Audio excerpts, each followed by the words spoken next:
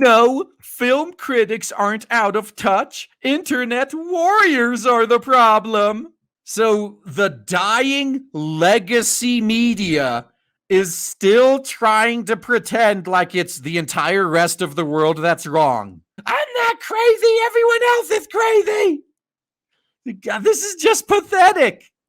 It's like, yeah, never mind that everything they support loses money left and right. Like, dude, they tanked the Terminator franchise, for God's sakes. Godzilla versus King Kong has made more money during the pandemic, during the lockdowns, than Woke Fate did. One of those movies, the media was blowing. The other one, they were blowing off. I'll let you figure out which one's which, though it should be obvious. So these journalists, these professional critics, have been on the wrong side of every single movie for quite a while now. Now, there are rare instances where both the fans and the critics hate a movie or love a movie. It happens from time to time. Even a broken clock is right twice a day, or once a day if it's a 24-hour clock. But now I'm just being pedantic. But more often than not, these guys are on the side that loses money. They're on the side that's against what people actually want. And now that everyone is finally starting to realize this, we've had so many success. Now, dude, every single movie in the past few years where they just listened to the fans has been a success.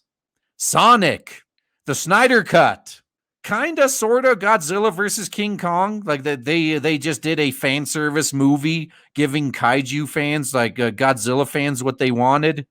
Every one of those movies the critics shat on, and they made bank. The studios are finally starting to learn that the critics are against them. The critics don't care about the success of these movies.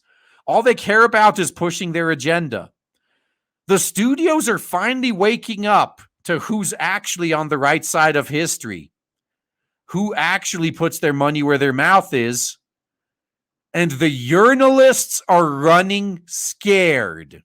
We can see this because all these fake news rags have been shutting down in droves in the past few years, and it's accelerating.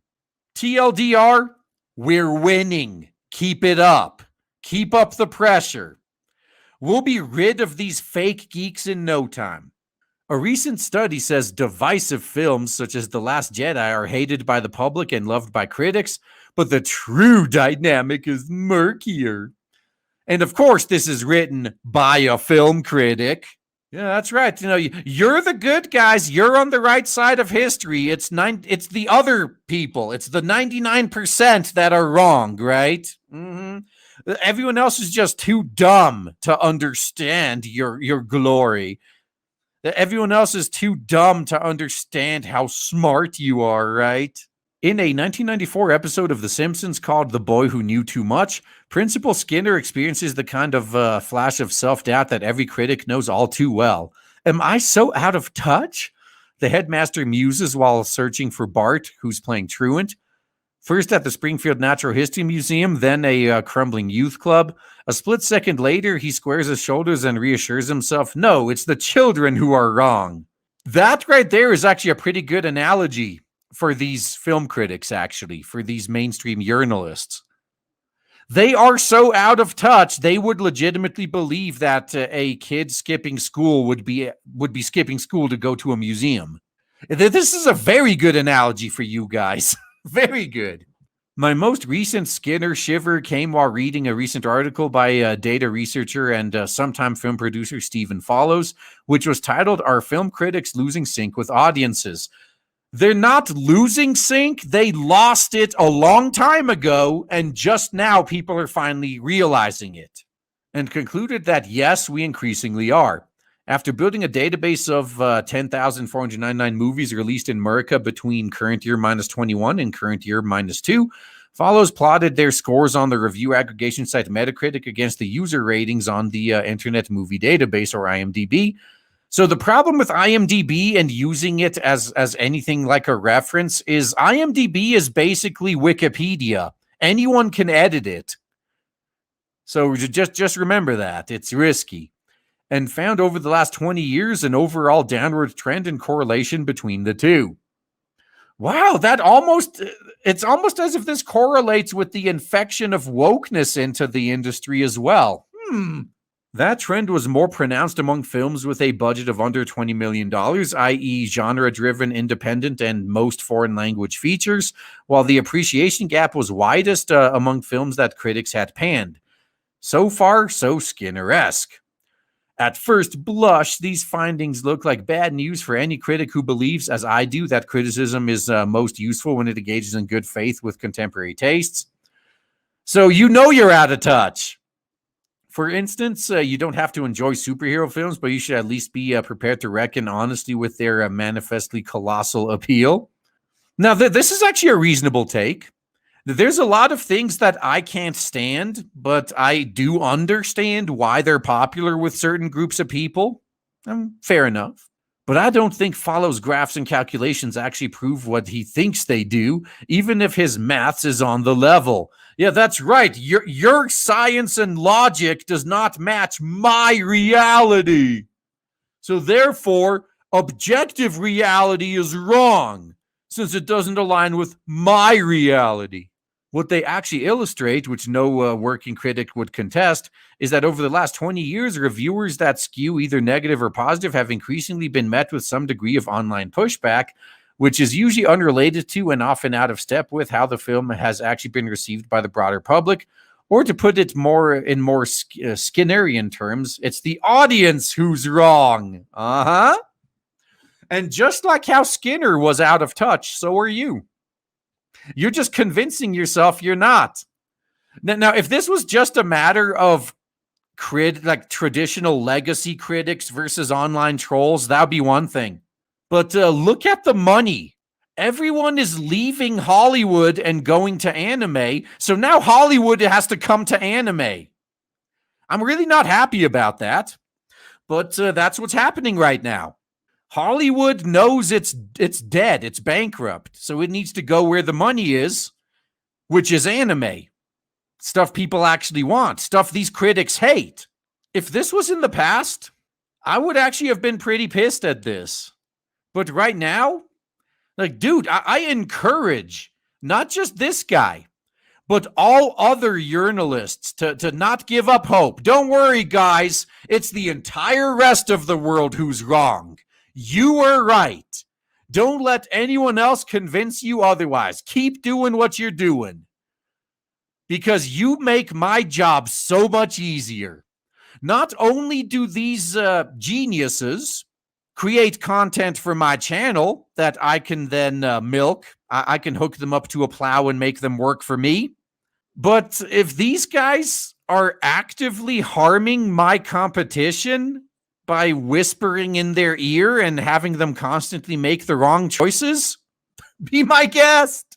If you want to drive more customers my way as we expand into more and more things, please keep doing so. Please keep convincing Hollywood and the mainstream game industry that the stuff you like and you want actually aligns with what the paying customers want. Please go ahead. Keep doing it. Back when I was just a consumer, this kind of pissed me off. But now that I'm a creator, oh, hey, you want to cripple my competition for me? Well, for what it's worth, anyone dumb enough to listen to these idiots deserves what they get. I got no sympathy. Let's do it. Keep going. Don't stop. Now, completely unironically, one of the things that keeps me up at night from time to time is the thought that, damn, what if before we have a chance to really get off the ground and get started, the industry actually corrects itself and starts making good content again? That would be it for us. You guys, you NPCs, you want to know how you can get rid of me and those like me? Start making good content. We wouldn't be able to compete. We wouldn't have the resources to. Fuck, most people wouldn't have the desire to leave the mainstream industry at that point. It would just make things so much more difficult for us. If the legacy industry got its acts together and actually started making good content, we'd be fucked. Like, damn, now everything we make is going to be overshadowed because these guys have way more money and are doing everything we want to do better. We'd be out of business before we even have a chance. But something tells me that's not going to happen. Something tells me that both the legacy media and the legacy industries are too entrenched in their ideologies, and they're not willing to budge. Every once in a while, an individual creator or an individual team, company, they might like dip their toes in the pool a little bit. Like they might put their feelers out. They might consider putting out something good. And then the rest of the media or the rest of their industry peer pressures them into putting a stop to it. As long as the legacy industry keeps behaving that way, we will have such an easy time taking them over. There's not going to be any competition. Man, this is going to be good. By audience here, I mean the same people that Follows does. Internet users who are aware of IMDb's existence and have the time and inclination to open an account with the site. Members of this group differ from critics in a number of ways. They don't actually have to watch a film before they rate it, and they can't rate films as many times as they like, or they can rate films as many times as they like, providing they can be bothered to keep creating new accounts with which to do so. All right. I don't know about film critics, but when it comes to game critics, they're constantly bitching about having to finish a game before they review it. So I could imagine some of these critics probably just have the movie running in the background as they do something else, and then they shit out a review real quick, or they just copy paste whatever their corporate overlords told them to. That's pretty common as well. And for what it's worth, though, this is not actually a bad argument. This is actually the same argument that we've used as well. That the vast majority of normies out there have no clue about any of this drama. They're not on Twitter all day. They're not on social media all day. They're living their lives. Regular ass people have no idea about most of the censorship drama going on in video games. They're completely ignorant about all of this. And yet, somehow, these normal people who have no knowledge of this drama are still leaving these woke movies and woke games and woke IPs and moving on to better things. These normies who had no idea about all this Star Wars drama going on still walked away from Disney Star Wars in droves. Disney released a Star Wars movie that was a flop. Ruse of Soywoker barely broke $1 billion.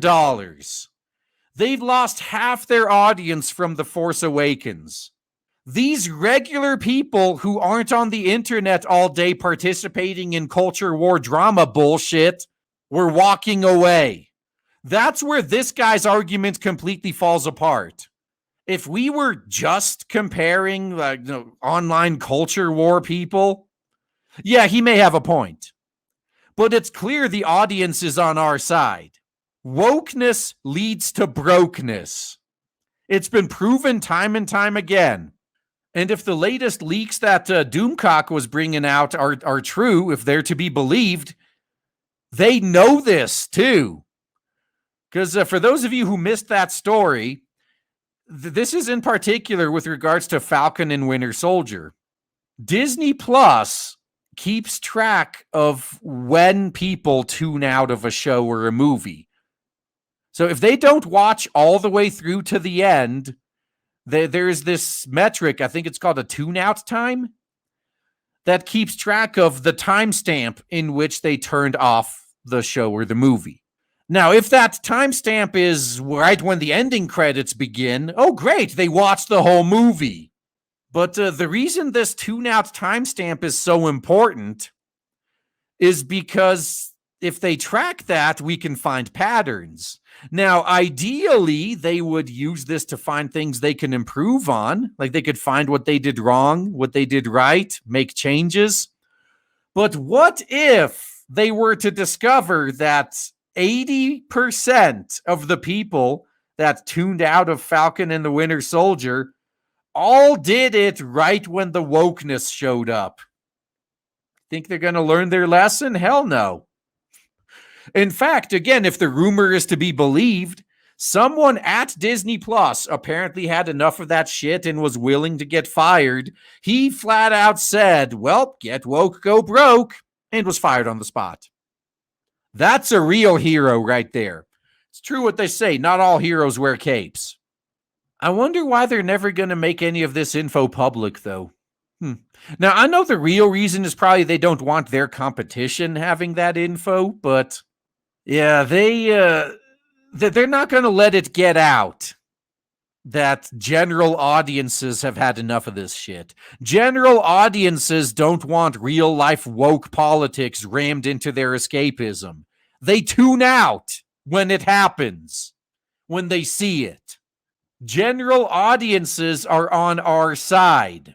And the longer the industry stays in denial about this, the easier it's going to be for indies like us to put them out of business. So, by all means, keep burying your heads in the sand. It'll only help us out. They also have no incentive to rate level-headedly, like you guys do. You operate 100% on emotion. Rather extreme responses are rewarded since those have the biggest effect on the IMDb rating displayed at the top of every film's page. Yeah, says the legacy journalist, knowing full well that extreme responses are rewarded by clicks and ad revenue. You guys have been drama baiting, clickbaiting for the longest time. This is projection. At the time of writing, more than 1 in 6 of the user ratings for Soy Wars: The Last Jedi, a notable battleground in the U.S. culture wars, is either 1 or 10 out of 10. And of course, the same applies to most other online rating systems, including the audience scores of the biggest review aggregator of them all, Rotten Tomatoes. So this is why I actually ignore all of those. The only thing that really matters is shekels. How much money did this movie make? How many people turned out to see it? How positive or negative was the word of mouth? That's all that matters. These arbitrary scores are worthless, especially since even the general population knows it's all about politics these days. I personally haven't cared about what the critics have said for decades now. I realized, like back in the 90s, that almost everything the critics loved, I was bored to tears by. I hated it. Almost everything the critics hated, I thought was the coolest thing ever. Now, again, there are a few exceptions. Sometimes our views actually align. But in general, that holds true to this day. Most things the critics gush over, I can't stand. Most things they hate on, I love. The only thing that matters is how much money these properties made in the long run. That's it. That is the only metric of popularity that actually counts. So useful as it would be for statisticians if everyone was obliged to go online after watching a film and log their score, this just isn't how it works, although I don't doubt that statisticians themselves may do this. People were driven to participate in polls in the hopes that their view will help shift the needle, which in film terms often means pushing back against a prevailing critical or commercial line. Yeah, they say that as if they don't rile up mobs to do the same. Yeah, usually if someone is trying to get like a downvote troll mob going, there's an opposing upvote troll mob going on as well. The Last Jedi was by far the most profitable release of current year -4. All right. So The Last Jedi was by far the least stinky of all the turds laid that year. Therefore, it's a masterpiece. Yeah, not a very high bar. According to Metacritic, the best reviewed Soy Wars film since the original. Okay, so let me just remind you guys how this worked. People weren't really turned off by Force Awakens. I mean, Force Awakens may have left a bad taste in people's mouths, but they were willing to give the next movie a shot. It's not so much the Last Jedi's numbers that are important. It's the movies after it. So look at what happened after The Last Jedi. Solo bombed. The Ruse of Skywalker barely made it past $1 billion. The Star Wars brand is dead. They're in the middle of what they consider a major event right now, and it's flatlined in the Google Trends. No one cares about it anymore. That's what matters. Everyone turned out to see Last Jedi, but after they saw that, that's when they checked out. Anyone with a functioning brain understands this.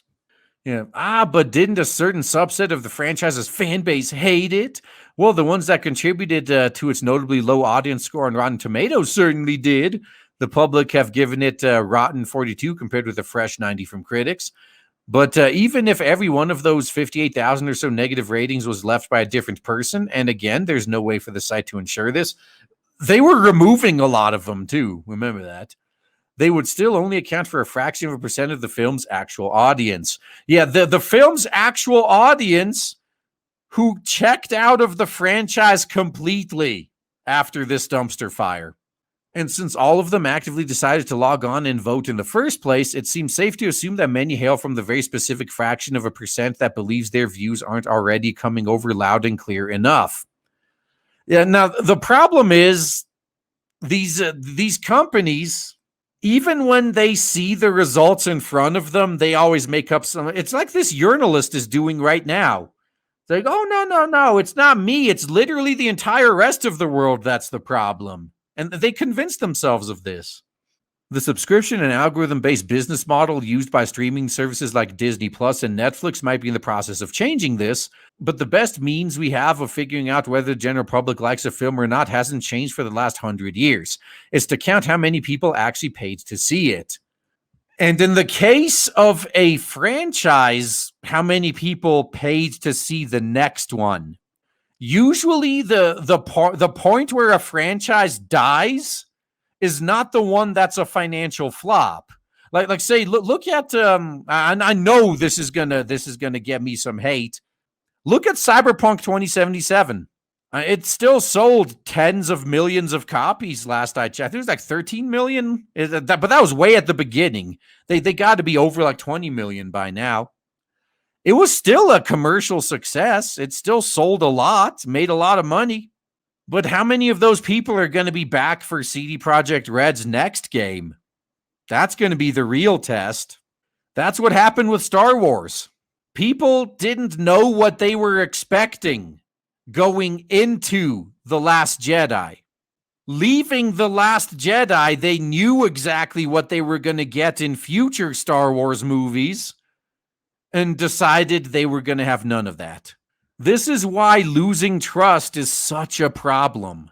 People who analyze the fall of franchises, IPs, companies, whatever, they always seem to make the mistake of looking at like the first commercial flop, or like, oh, this is when things started going bad. Like, no, why did things go bad there? It's almost always because the previous experience, which may have actually still been a financial success, soured people on it. This is common sense, but common sense is in short supply. And before I move on to the point this guy makes about streaming services changing how we figure out what the public likes, the problem is these streaming services are never going to make that information public. If, say, they want to push an ideology with something and it bombs hard, they're just never going to reveal that. They can inflate their own numbers. They can lie about it if they wanted to. And if they want to say something's a failure, that they could easily pretend it is. At least with the theater system, we had some third-party way of verifying the numbers, but right now, not so much. In their coverage of Follow's study, The Lies identified La La Land and Gravity as two recent critical darlings that fared rather better on Metacritic than IMDb, having attained an average critical scores of 94 and 96 on the former platform, and user ratings of 8 and 7.7. on the latter. Yeah, those numbers hardly suggest widespread public revulsion, but okay. Yes, La La Land and Gravity were also both enormous box office hits, taking in £325 million and $522 million, respectively, worldwide. If most of us know someone who doesn't like them, it's probably because so many people saw them in the first place. Okay, fair enough. But like you said there, though, those, 8 and 7, I wouldn't consider this a mismatch because, yeah, sure, the critic scores were still considerably higher. Critic and audience scores were both positive, though. It's just that the critics apparently liked it more than the audience did, but everybody liked it, apparently. That clearly can't be the case for the lower budget films that tend to divide critics and IMDb users most dramatically. But again, there's a common sense explanation here. Oh, please, tell me what common sense is. If you were charmed by a labor of love that made on a shoestring and then discovered it had been widely panned, wouldn't you want to spend 5 minutes fighting in its corner on your laptop? That's fair enough, yeah. If such disagreements have become more conspicuous over the last 2 decades, it may be because critics' and audiences' tastes have changed. Audiences' tastes haven't, but the ideologues who force their shit into everything, that's what changed. Yeah, though surely it's far likelier that they've just become increasingly aware of both. Critics swarming online mobs aside, it's overly simplistic, if not just straightforwardly wrong, to consider these two groups as rival tribes. Well, again, you can listen to me or you can listen to the critics, and whatever happens to you happens. It's not my problem. See, that's what's awesome about pretty much all the things I argue about. Any of you listening right now can vehemently disagree with everything I say. And I can just shrug and say, whatever, you can believe what you want. Whether or not any of you believe me has no impact on me. It doesn't affect me whatsoever, but it will affect you. Like the decisions the studios make, whether they choose to believe the legacy critics, the ideologues, or their actual audiences, that's going to have a massive impact on them. It's not going to affect me, though. I'm going to profit off of it no matter what. I'll be fine. So if you guys don't want to believe me, whatever, you can, I'm not going to argue with you. You can believe whatever you wish. Hell, I may be wrong. It's not like I've never been wrong before. It's entirely possible. But even if I'm wrong, it's not like I lose anything here. See what happens. Critics are members of the audience, too. I can assure you I'm looking forward to getting back into the cinema next month as much as anyone. No, they're dead. You may see a few upticks like Godzilla versus Kong, but I think now that people have broken from the habit, they're probably realizing they were only going to the theaters out of habit. Because honestly, once you have a widescreen TV and a surround sound system, theaters are obsolete. And thanks to the internet, audience members are also critics. All that's really changed, I suspect, is that 20 years ago, the professionals still got the last word. These days, we only get the first. Dude, you don't even get that. But okay. So here we have a critic in the legacy industry trying to justify his job in an industry that's shutting down. And choose who you want to listen to. It's, it's all the same to me, honestly. Believe him, believe me, believe neither of us, whatever. All I know is I'm going to be making my own, and I'll let you guys decide whether it's successful or not, because like I said, that's all that matters. How much money was it able to make? How many of the people that bought the previous thing come back for the next one? Were we able to grow it? Like, those are the questions that matter. Is it sustainable? I'll be out here testing it myself. The rest of the industry, I really don't care what it does anymore. I've given up on it a long time ago. Oh man, I am so excited to tell you guys right now that finally, after about a year of build-up and shilling, we have launched Blade Devil on Indiegogo, and so far it is doing so well thanks to awesome people like you. If you haven't backed it yet, then please check the links in the description and check out Blade Devil on Indiegogo. You will not be disappointed. Looking forward to seeing you there.